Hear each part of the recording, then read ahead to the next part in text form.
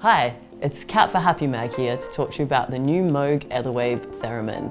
It's the latest evolution of this mysterious and legendary instrument that's based on Bob Moog's original circuit and design, with some modern updates. Whether you're entering the theremin field for the first time or are at virtuoso level, this is a great piece of gear.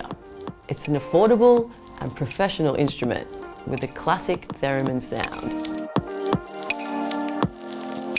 If you're like me, the theremin is an intriguing but yet to be explored instrument. So let's dive into the spooky world of this electronic wonder with a little backstory.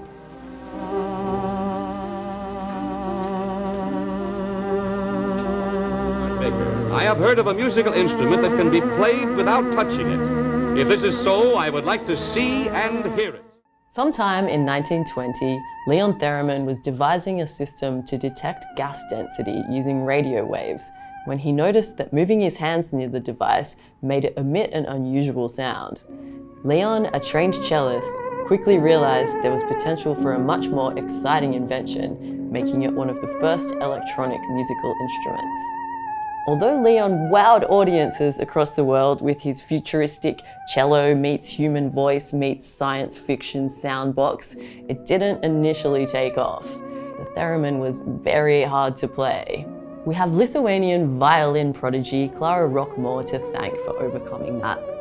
Klara suffered from tendinitis in her bow hand and was the first performer to bring a level of musical artistry to the theremin.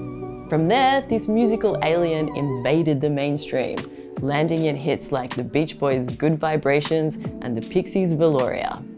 This iteration of the Etherwave is based on the circuit that Bob Moog started when he built his first theremin at age 14. It features updated analog electronics for improved bass response, along with an accurate 5-octave pitch range and balanced spacing between notes. From first glance, this is a good-looking piece of kit. The front panel has 5 big dials and a mute switch. On the back is the audio out, mute foot switch input, and CV outputs that let you control the pitch, volume, and gate of other synths. The inclusion of CV outs adds the ability to translate the unique theremin performance style to other modular and semi-modular synths. On the bottom, you have a quick-release mic stand adapter. Setup is simple. The pitch antenna slides into the top hole and the volume bar slides into the side. Then it's out from the audio jack on the rear or straight into the headphones on the front. Now for the dials. First we have the headphone volume, followed by the volume range. This sets the speed of the volume ramp. Turning the dial counterclockwise from a 12 o'clock position will give you a slower, smoother dynamic. And then clockwise will give you a faster volume change for a more staccato style. The pitch range dial is for tuning the theremin to you. Every player needs to tune up as your entire body is part of the instrument and will affect how the electromagnetic field responds. The waveform and brightness knobs adjust the overall timbre. The waveform dial will change which harmonics are more present, and the brightness dials in the overall amount of harmonics, so you can tweak the general tone to your liking. Playing the theremin requires an almost meditative state where the player has complete control and awareness of their body movements. The left hand controls the volume by moving up and down above the loop antenna. And then the right hand does all of the pitch work. As you move your hand closer to the antenna, the pitch goes up. Klara Rockmore described these positions as butterfly wings, with the left hand moving in a hovering motion to gently guide the volume, creating accents and evolving crescendos, while the right hand dances with precise movements to create melody or introduce vibrato. So, how does this retro space age thingamajig work? Its antenna generate electromagnetic fields and basically becomes like half of a capacitor.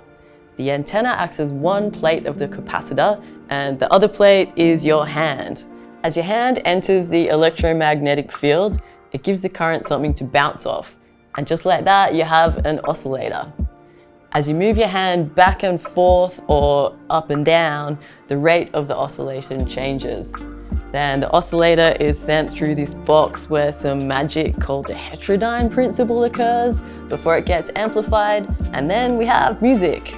Sounds hard? Well, yes, it is, but it's also a lot of fun. In the absence of a theremin virtuoso, and in the spirit of trying new things, I've invited some members from the Happy team to join me for our first ever theremin experience on the Moog Etherwave. Let's see how we go.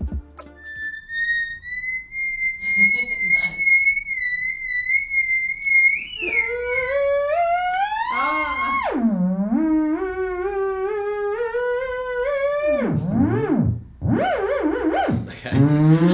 You're DJing, that's what it is. I don't know what I'm doing here.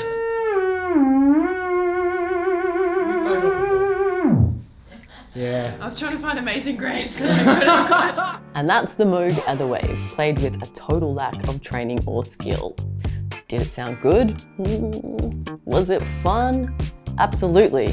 Do I want another go? Yes, please. After my first experience with a theremin, I can see why it has such an enduring appeal. In those moments when you feel like you've exhausted all your tricks and you want a different way to spark some creativity, what could be better than casting some spells and doing some musical finger painting to explore new possibilities? The theremin is a completely unique addition to your musical instrument collection that has the potential to unlock your inner musical mad scientist. And the Moog Etherwave is a great place to start. Thanks for watching. See you next time.